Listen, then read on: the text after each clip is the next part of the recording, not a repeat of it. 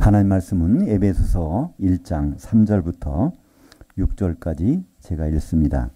찬송하리로다. 하나님 곧 우리 주 예수 그리스도의 아버지께서 그리스도 안에서 하늘들에 속한 모든 영적인 복을 우리에게 주시되 곧 창세전에 그리스도 안에서 우리를 택하사 사랑 안에서 그의 앞에 우리로 거룩하고 흠이 없게 하시려고 그의 뜻의 기쁨에 따라 우리를 예정하사 예수 그리스도로 말미암아 자기의 아들들이 되게 하셨으니 이는 그가 사랑하시는 자 안에서 우리에게 거저 주시는 바 그의 은혜의 영광을 찬송하게 하려는 것이라. 오늘 말씀을 가지고 하나님과 하나님 자녀들의 동상이몽이란 제목으로 말씀을 나누겠습니다. 어떤 사람이 아침마다 신선한 계란을 먹고 싶어서 시장에서 병아리를 사다가 그걸 길렀다고 합니다. 근데 산란기가 지났는데도 알은 낳지 않고 계속 사료만 축내고 있었다고 합니다. 그러면 이제 닭은 어떻게 되겠죠? 아마 살처분당할 것입니다. 하나님이 우리를 자녀 삼으신 그 목적이 성경에는 분명히 나와 있습니다. 그 목적은 결국은 예수 그리스도의 아내를 만들어서 결혼시키는 것. 그것이 하나님이 우리를 자녀 삼으신 목적입니다. 성경에서 이걸 요약적으로 가장 잘 나타낸 부분이 에베소서죠. 성경을 다 이렇게 덮어놓고 한 구절을 뽑으라고 하면 에베소서 5장 31절과 32절에 이러므로 남자가 부모를 떠나 그 아내와 앞에서 한 몸을 이룰지니라 이 비밀이 크도다. 그리스도와 교회에 대하여 말하는 것이니라. 이렇게 요약될 수가 있습니다. 그래서 이 예수님과 그분의 아내의 결혼, 이것을 도입시키는 그 문장이 오늘 에베소서 1장 3절부터 6절까지입니다. 오늘 3절에 보니까 찬송하리로다. 하나님 곧 우리 주 예수 그리스도의 아버지께서 그리스도 안에서 하늘들에 속한 모든 영적인 복을 우리에게 주시되, 우리가 찬송해야 될 것이 있다고 합니다. 그것은 바로 하나님이 그 아들이 계신데 그 아들을 통해서 우리에게 영적인 복을 주신다는 겁니다. 그것도 어디에 있는 복이냐면 하늘들에 있는 복이라는 것이죠. 우리는 성경을 그냥 읽을 때 태초에 하나님이 천지를 창조하셨다고 시작되는 것이 있습니다. 근데 원래 창세기 1장 1절은 그냥 하늘이 아니라 하늘들을 창조하셨습니다. 하나님은 우리에게 보이는 하늘도 창조하셨지만 보이지 않는 속에서 역사하시는 영적인 하늘도 같이 창조하셨는데 그 속에 있는 복이 우리에게 앞으로 다가온다는 것입니다. 요한계시록에서는 바로 하늘들이라는 단어가 딱 한 군데 나오는데요. 요한계시록 12장 12절에 보면 하늘들에다가 장막치는 자들은 즐거워하라. 그것이 바로 이제 공중에 올라가서 주님을 만나서 거기에 장막치는 그 사람들이 아주 즐거워하라. 그 영적인 복을, 그때부터 혼인잔치 벌어지고 천년왕국이 이루어지는 그것이 있기 때문에 궁극적인 복을 우리에게 허락하시기 위해서 하나님이 우리에게 예정하신 것이 있다고 합니다. 그 내용이 바로 이 4절과 5절에 나옵니다.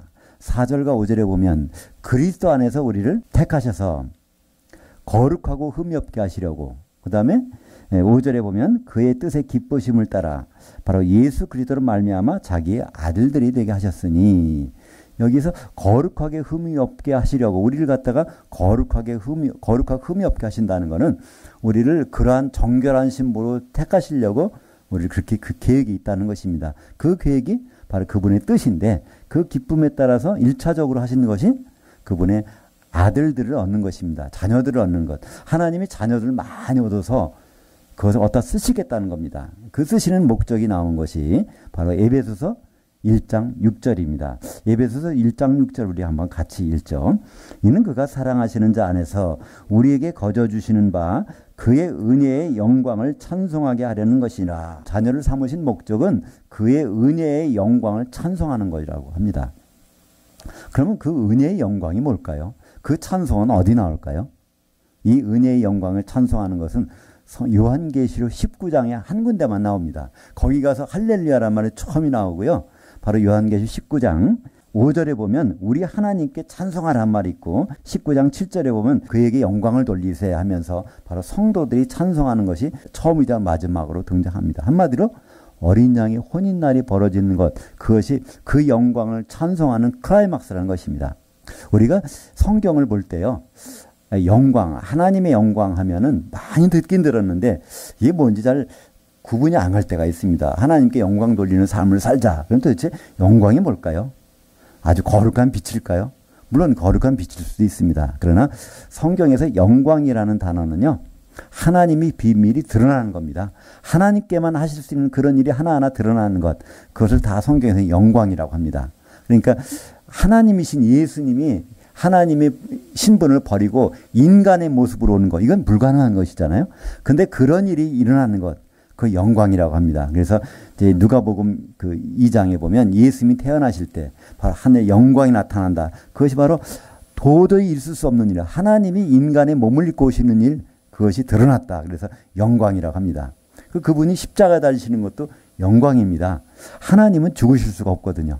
근데 그분이 십자가에 달려 피를 흘리시는 것, 그것이 바로 영광이라고 합니다. 또 그분이 죽은 다음에 부활하는 것, 영의 몸을 입고 부활하는 것, 그것도 영광입니다. 예수님이 이제 요한복음 7장에 보면요, 초막절, 장막절 중간쯤에 가서 이제 성전에 가서 설교를 하십니다. 누구든지 목마른 자는 내게로 오라. 그 나를 믿는 자는 배에서 생수의 강이 넘치게 하리라. 그러면서 이것은 바로 그가 주실 성령을 가리켜 말씀하신 것이라. 그러니까 성령을 받으면 목마르지 않다는 겁니다. 근데 그 뒤에 어떤 말이 있죠? 아직은 그가 영광을 받지 아니하셨으므로 아무에게도 성령이 내리신 일이 없더라 그랬습니다. 그러니까 그때 영광이라는 건 바로 십자가에서 죽으시는 것, 하나님이 바로 우리 죄를 담당하고 죽으시는 것, 그것이 그것도 영광이라는 것입니다. 근데 가장 큰 영광은 뭘까요? 하나님이 계획하시는 비밀한 일이 드디어 드러나는 겁니다. 하나님은 어떻게 계획하셨죠? 남자가 그 부모를 떠나 그의 아내와 합해서 한 몸을 이루도록 하겠다는 겁니다. 그것이 창세기 2장 24절에 보면 아담을 깊이 잠들게 한 다음에 그의 갈비뼈를 뽑아서 피를 내가지고 그의 아내를 데려올 겁니다. 그래서 한 몸을 이루게 되는 것, 이것이 바로 모형이라고 그랬죠. 로마서 5장 14절에 보면 아담은 오실 자의 모형이다. 신랑을 오실 분의 모형이 바로 아담이었다는 것입니다. 그래서 그 일이, 하나님의 비밀한 일이 드디어 벌어지면 이거야말로 가장 큰 영광입니다. 그러니까 한마디로 예수님이 결혼식 날이 이루어지는 것, 그것보다 더 큰 영광은 없습니다. 그것이 바로 오늘 에베소서 1장 6절에서 우리가 읽은 대로 그 은혜의 영광을 찬송하기 위해서 우리를 뭐 삼으셨다고요? 자녀 삼으셨다는 것입니다. 근데 우리는 보통 그렇게 알고 있지 않지 않습니까? 우리가 생각하는 거는 우리가 예수 믿는 사람들은 죄를 사함받고 하나님의 자녀가 돼서 복받고 사는 것, 또 죽으면 천국 가서 그분을 만나는 것, 우리는 자녀 되는 것으로 끝이려고 그래요. 어떻게 하면 신앙생활 잘해서 하나님의 인정받는 자녀가 되고 싶을까? 자녀가 되려고 하는 거 우리의 목적인데 하나님 목적은 그게 아니라니까요. 제가 서두에서 말씀드린 대로 병아리를 사다가 길렀는데 이 병아리 입장에서 내가 잘 먹고 잘 커서 살이 쪄서 튼튼해져야지. 이것이 병아리의 생각일 겁니다. 그러나 병아리 갖다 기르는 사람은 날마다 아침에 계란을 먹고 싶어서 애를 안 낳기를 바랐는데 계속 사료만 먹고 나서 계란을 안 낳게 되면요, 그거 주인이 그냥 내버려 두겠습니까? 결국 하나님이 그러시겠다는 거거든요. 그래서 결국은 그리스도 아내를 얻으셔야 되는데 그 아내를 얻는데 거기에 도달하지 못한 사람, 기름 준비한 사람만 아내가 되는데 그렇지 못한 사람들, 그 지옥불에 1000년 동안 던지시겠다는 거 아닙니까? 그래서 성경은 간단한 그런 내용입니다. 그래서 오늘 제목을 하나님과 하나님의 자녀들이 같은 길을 가고 있는 것 같지만 뜻이 다르다는 겁니다. 그 동상이몽이라는 것이죠. 그래서 성경에 보면요, 이기는 자라는 말이 나옵니다. 이기는 자. 도대체 뭐 하는 것이 이기는 자일까요? 요한계시록에 보면은요, 이기는 자가라는 말이 이제 8번 나오는데 각 교회에 대해서 말씀하시면서 이기는 자, 이기는 자, 이기는 자. 마지막에 요한계시록 21장 7절에 보면 이기는 자는 하나님의 아들이 되리니, 그래서 하나님의 아들로 자녀로 인정해 주시겠다는 겁니다. 도대체 그 이기는 자라는 것이 뭘까요? 신앙생활 잘하는 자일까요? 기도 많이 하고 말씀 많이 보고 또 봉사자라고 그런 사람이 이기는 자일까요? 근데 성경에서 이기는 자는요, 딱 설명이 돼 있어요. 요한 1서 5장 5절에 보면 바로 이 세상에서 이기는 자가 누구냐? 이기는 자는 바로 예수께서 하나님의 그 아들이심을 바로 믿고 있는 자라는 거예요. 우리는 하나님 예수님을 뭐라고 알고 있습니까? 독생자라고요? 맞긴 맞는 말씀이지만 정확한 대답은 아닙니다. 예수님은 독생자로 오셨어요. 근데 죽고 부활하실 때는 그분은 맏아들로 부활하셨거든요. 그러니까 이 맏아들로 부활하셨다는 얘기는 거기에 어떤 존재가 있을까요? 하나님 우리를 아들 삼으시는 길을 터놓으신 분입니다. 그죠?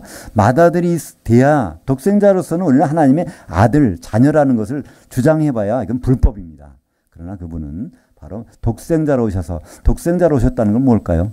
하나밖에 없는 아들을 죽이실 정도까지 하나님 우리를 사랑하신다는 사랑의 표현이잖아요. 그분이 맏아들 됐다는 건 무엇일까요? 그건 은혜입니다. 우리 실력으로 아들 되는 것이 아니라 예수님 맏아들 됐기 때문에 우리가 하나님 자녀 되는 길로 들어갔다는 것. 그것이 바로 은혜거든요. 하나님의 은혜의 영광을 찬송하는 것. 그건 우리가 아들들이 되어서 결국은 우리는 어디까지 가야 되죠? 그분의 아내, 신부까지 가야 된다는 것입니다.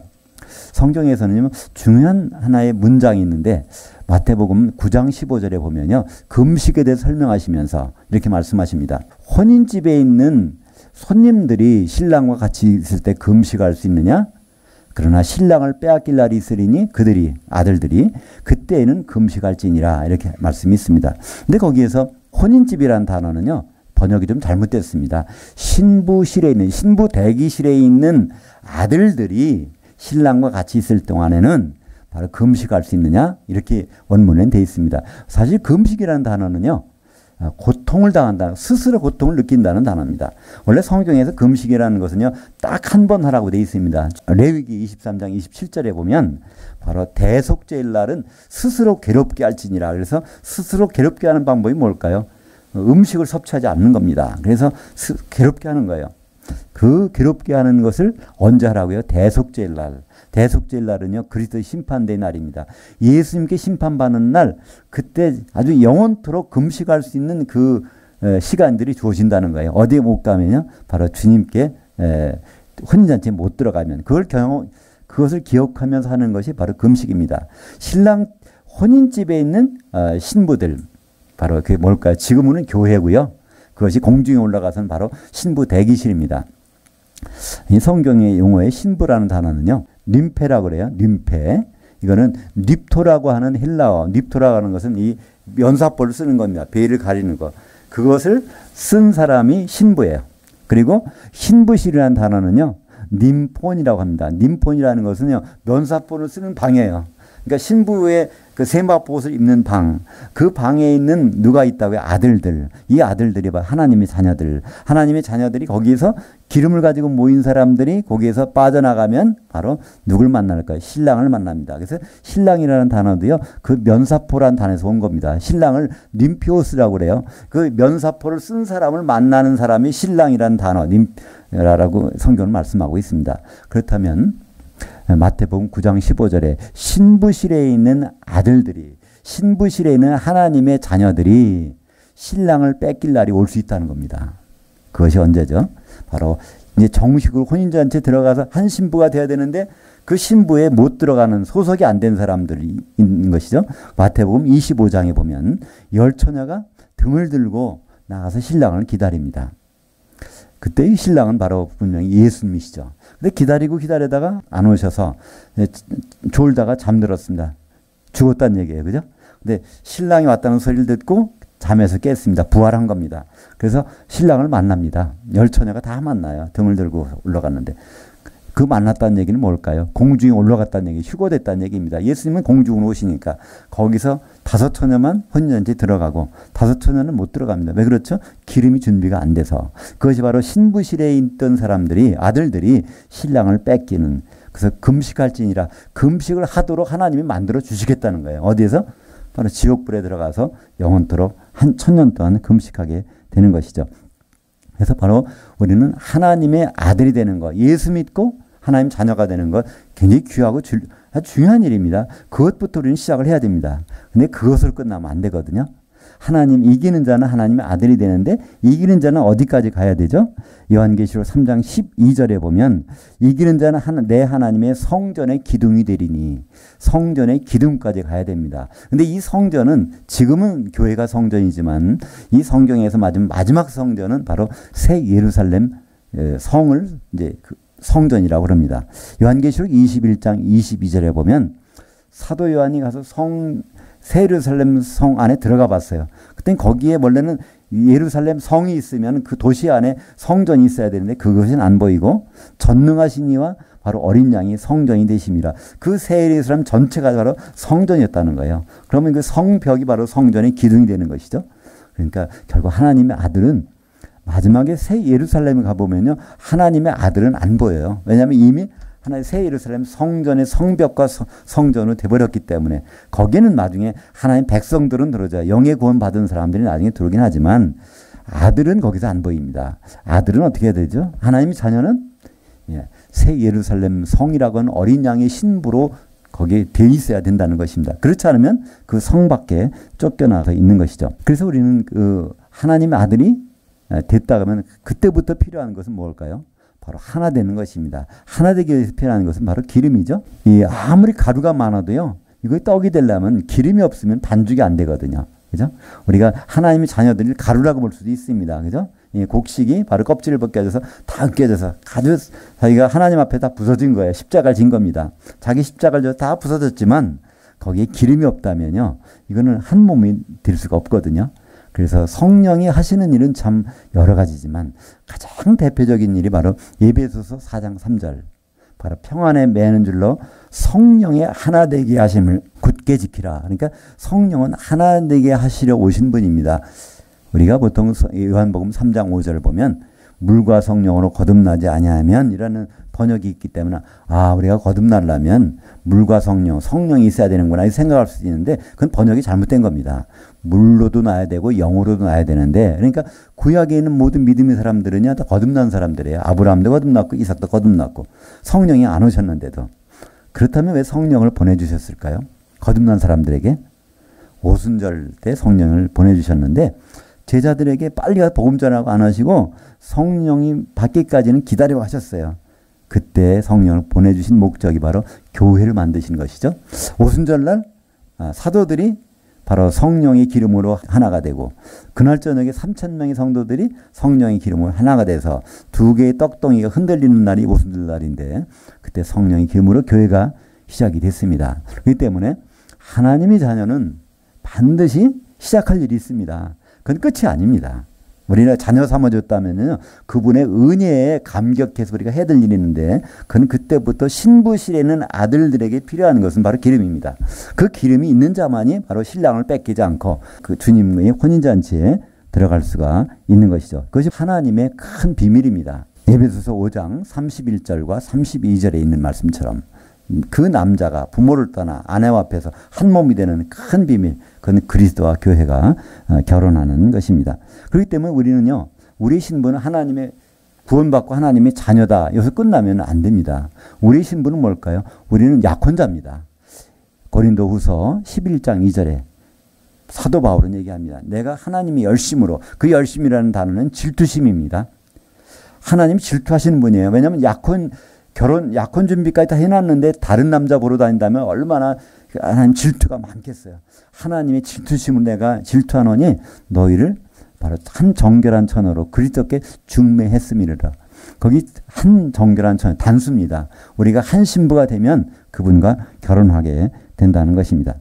우리는 하나님의 자녀가, 예수 믿고 하나님의 자녀가 되었지만 기름 문제 때문에 그 신랑을 뺏길 수가 있습니다. 마태복음 25장 10절에 보면 바로 준비했던 자, 기름 준비했던 자도 혼인잔치에 들어갔는데 준비 안 했던 자들은 다시 와서 보니까 신랑한테 만나서 우리를 들어보내달라고 했더니 내가 너희를 모르겠다. 이 모르겠다는 단어는요, 이해가 안 간다는 뜻입니다. 너희가 이해가 안 간다. 왜 이해가 안 간다고 그랬을까요?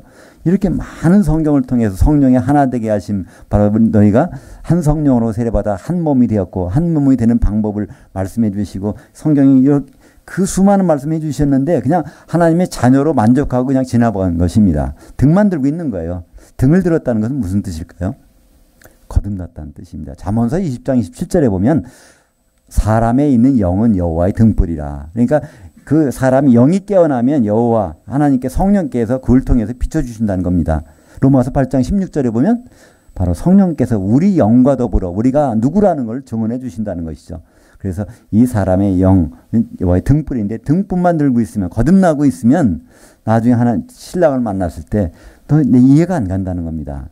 등에는 항상 기름이 채워져 있어야 등이 계속 비출 수가 있는 것이죠. 우리 옛날에 시골에서 보면 호롱불 있지 않습니까? 호롱불 자체는 거기 항상 속에 기름이 차 있어야 되잖아요. 기름이 말라버리면은 이건 뭐 언제든지 이제 등불이 꺼져버릴 수가 있는 것이죠. 우리가 오늘 읽은 말씀대로 에베소서 1장 6절에 우리 하나님 자녀 삼으신 것은 그분의 은혜의 영광을 찬송하려 하게 하심이로다. 요한계시록 19장 5절과 6절을 제가 읽겠습니다. 보좌에서 음성이 나서 이르시되 하나님의 종들 곧 그를 경외하는 너희들아 작은 자나 큰 자나 다 우리 하나님께 찬송하라. 여러분 우리 하나님께 찬송하라 되어 있습니다. 6절에 또 내가 들으니 허다한 무리의 음성과도 같고 맑은 물소리와도 많은 물소리와도 같고 큰 우레소리와도 같은 소리로 이르되 할렐루야 주 우리 하나님 곧 전능하시니가 통치하셨도다. 통치의 결과물이 드디어 나왔다는 겁니다. 하나님 우리를 자녀 삼으셔서 이끌어 오셨는데 그 다스림의 결과물이 드디어 나왔다는 거예요. 이 나온 결과물이 어디 나옵니까? 바로 다음 절에 나오잖아요. 그죠? 그래서 그 7절과 8절에 어린 양의 신부가 나온 것. 그렇기 때문에 어린 양의 신부를 앞에 놓고 그때 영광 돌리는 것이 나옵니다. 그것이 바로 요한계시록 19장 7절 우리가 즐거워하고 크게 기뻐하며 그에게 영광을 돌리세. 이 영광을 돌리는 것 오늘 에베소서 1장 6절에 그 은혜의 영광을 찬송하게 하려 하심이라. 그게 어디 나옵니까? 바로 어린 양의 혼인 잔치날이 도착했을 때 신부가 준비되었을 때 그 신부의 모습을 보니까 한 세마포 옷을 완성됐어요. 신부실에 들어가서 그 님폰이라는 신부실에서 바로 기름을 가진 아들들 하나님 아들들이 신부로 완성된 그걸 보니까 자세히 보니까 어떻게 되어 있다고요? 그 세마포는 성도들의 한 사람이 아니고요. 성도들의 의로운 행실들이 하나가 된 몸이 바로 어린 양의 신부라는 것입니다. 그것이 바로 하나님의 영광의 찬송의 바로 클라이막스입니다. 결국 우리 하나님의 아들들은 한 신부가 되는 것이 거기까지 가야 됩니다. 중간에 가지 아니하면요. 가는 길이 뻔합니다. 우리는 결국은 주님을 만나게 돼 있어요. 기름을 준비한 사람이나 준비 안 한 사람이나 똑같이 바로 열처녀의 그 비유처럼 공중에 올라가서 예수님을 만나게 돼 있습니다. 근데 그 결과가 너무나 참 비참할 수가 있지 않습니까? 혼인잔치에 들어가면 좋은데 그렇지 못하면요. 울며 이를 가는 것이 나옵니다. 마태복음 25장에 보면 세 가지 비유가 나옵니다. 그것은 그리스도의 심판됩니다. 열처녀의 비유요. 그거는 예수 믿다가 죽었던 사람들 부활한 거고요. 그다음에 5달란트의 달란트의 비유는요. 주인의 소유물을 갖고 갔다가 그걸 보관했다가 주인께 보여드린 겁니다. 그죠? 주인이 왔을 때 살아서 맞는 사람이라고 볼 수 있죠. 주인의 소유, 그게 무엇일까요? 예수님의 소유물은요. 이 세상에 예수님 얻으신 것은 딱 한 가지예요. 그건 뭘까요? 바로 교회입니다. 그죠? 사도행전 20장 28절에 보면 하나님의 피로 사신 것이 교회라고 되어 있어요. 그죠? 우리 각자도 물론 구원하셨지만 그 구하신 목적은요. 교회 때문에 십자가에서 피를 흘리셨다는 것입니다. 그러니까 그분의 소유를 나눠줬다는 건요. 그 달란트라는 것은 그분의 소유인데 소유가 되는 것들을 나눠줬는데 그걸 그대로 한 몸 되지 않고 그냥 갖고 있다가 나중에 책망당하는 사람이 있죠. 하나 받은 사람이 묻어뒀다 혼자 있다가 나중에 나타나서 바로 그것까지 뺏겨버립니다. 그래서 밖에 나가서 울며 이를 가는 장면이 나오죠. 그 다음에 마지막 세 번째 비유는 뭐죠? 양과 염소의 비유인데 그 왕이 오신다는 거예요. 예수님 그때는 왕으로 오십니다. 그때 거기서 염소들 가운데서 양을 골라낸다는 거예요. 우리는 처음엔 다 양처럼 돼 있지만 염소로 바뀌어버린다는 거예요. 시간이 지나면. 바로 그 사람들이 가는 곳, 염소들이 가는 곳은 영원한 벌, 한 시대 동안의 그 불로 들어가고요. 양들이 가는 곳은 어디죠? 양들이 가는 곳은 바로 그분과의 영원한 삶, 그러니까 1000년 동안 같은 천년왕국에 같이 들어가는 것이죠. 결국 우리는 목적지가 있습니다. 그것은 바로 신부실에서 한 신부로 되는 것이 우리의 목적지입니다. 그렇지 못한 사람들이 가는 곳이 성경에는 나오죠. 그래서 바로 큰성 바벨론. 큰성 바벨론은 바로 음녀교회. 음녀교회라는 것은요. 예수님은 신랑이신데도 불구하고 거기에 만족하지 않고 다른 걸 찾는 교회입니다. 이 세상에는요. 많은 교회가 있는데 정말 예수님과 결혼을 준비하고 있는 교회가 참 수치가 많지 않은 것 같습니다. 그렇지 않은 교회가 다른 거로 만족하는 교회가 더 많다는 거예요. 심지어 큰성 바벨론은 어떻게 말하는지 않습니까? 나는 과부가 아니라는 거예요. 그러니까 과부가 아니라는 건 뭐죠? 예수님 필요 없다는 거잖아요. 이 세상에 있는 교회가 예수님 필요가 없다고 느껴질 때 우리가 바로 그분과 결혼을 준비하고 있지 않다고 느껴질 때 그건 바로 큰 성 바벨론, 그 큰 성 바벨론은 던져지는 것, 바로 불 섞인 유리바다로 던져집니다. 요한계시록 15장 2절에 보면요. 거기에 불 섞인 유리바다가 나와요. 그것이 지옥인데 그 위에서 노래 부르는 사람이 있고요. 그 속에 던져지는 것이 구분돼서 나옵니다. 그것은 상상이 아니라 우리가 죽고 나서 주님 오신 다음에 반드시 겪어야 될 일입니다. 바로 예수 그리스도의 신부가 되는 것. 그 하나님의 목표고 목적입니다. 우리가 어떤 사람과 같이 갈 때요. 공항에서 만나서 그 사람과 같이 갈지 안 갈지는요. 행선지 비행기 티켓을 보면 알 수 있잖아요. 그죠? 근데 우리는 하나님과 그것이 같은지를 확인해 봐야 됩니다. 하나님의 행선지는요. 혼인잔치까지 가는 거예요. 근데 우리 행선지는 뭘까요? 우리 행선지는 예수 믿고 살다가 천국 간다고 생각하면요. 이거 행선지가 틀려요. 종착역이 틀리면은 어디 가서 그분을 뵙겠습니까? 우리는 다시 한번 우리가 어디로 가고 있는가를 한번 생각해 봐야 됩니다. 오늘 제목처럼 하나님과 하나님의 자녀들이 동상이몽 같은 자리에 있는 것 같지만 그 꿈이 다르다면 그 결론은 불보듯 뻔한 것이 아니겠습니까? 우리는 하나님이 참 우리에게 베푸신 사랑이 엄청나요. 단 독생자를 죽이시기까지 우리를 사랑하셨잖아요. 그 우리를 자녀 삼으셨습니다. 근데 그거로 끝난다면 우리는 어떻게 될까요? 배은망덕 할 수 있습니다. 그죠? 그분의 목적은 독생자를 죽이시는 목적은 그 독생자의 아내를 만들어서 결혼시키려고 했는 건데 우리는 그냥 독생자를 마다들이 자격만 얻어가지고 그거로 살아보려고 한다면 그분의 은혜를 뭐로 갚는 걸까요? 시간 지나는데도 알을 안 낳는 그 병아리와 똑같은 거 아니겠습니까? 아무리 시간이 지나도 전혀 알 낳을 생각 않고 때만 되면 사료만 찾아 먹는다면요. 하나님 보시기에 우리가 시간이 지났는데도 자녀로만 머물러 있으면 결혼할 준비는 전혀 안 하고 있으면 예수님 오셨을 때 우리를 어떻게 보시겠습니까? 그때 내가 너희를 모르겠다. 그 모르겠다는 단어는 이해가 안 간다는 뜻입니다. 지금 하나님은 우리에게 충분히 이해갈 수 있는 그 말씀을 주셨습니다. 그죠? 그분의 목적은 결혼하시는 겁니다. 그분 결혼해 보시겠다는데 우리가 그분의 아내가 되어드리는 것. 그거 참 즐겁고 행복한 일 아니겠습니까? 아담의 선악과 사건 이후로 모든 사람들은 마귀의 자녀로 살고 있습니다. 왜냐하면 진자는 이긴 자의 종이라고 하기 때문에 우리가 예수 믿기 전에는요. 마귀 자녀인지 아닌지는 어떻게 구분할 수 있죠?